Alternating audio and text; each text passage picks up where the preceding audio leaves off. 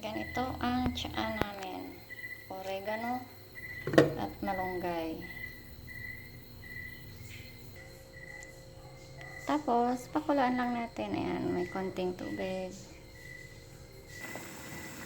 Ayan, kapag kumukulo-kulo na ganyan, first boil yan. Pwede na natin patayin. Or depende sa inyo kung gaano ka-strong gusto nyo. Dahil may baby kami, ganyan lang siya. Konti lang, para hindi siya masyadong strong. Patayin na natin. And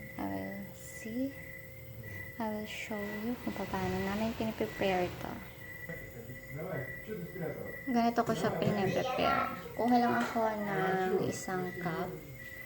For sample lang. Kuha tayo ng strainer. Ayan. Then, strain natin.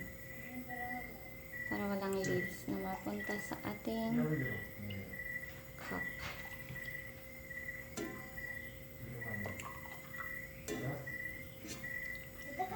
I will prepare this for my baby. Kasi gustong-gusto niya ng tsaa.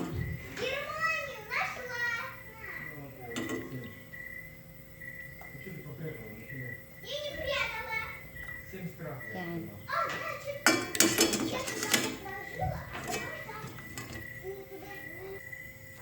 So, ganito yung itsura ng tsaa natin. Tapos, ito is, honey. Lalagyan ko siya ng honey.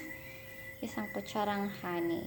Pero, pwede nyo rin lagyan ng jam or sugar. Depende sa gusto nyo. Pero, sa amin kasi, nilalagyan namin siya ng honey.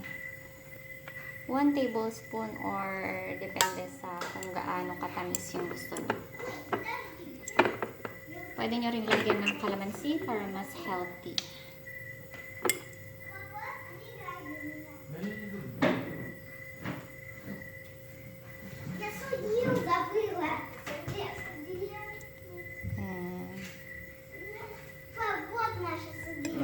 Давай, играй. Да я не хочу. And our tea is ready. Okay, let's test. На, это твой чай. This is your tea. Попробуй. Ну что, вкусно? Да, Tasty. Нравится? да. Молодец. Давай, пей еще. Вкусняшка? М.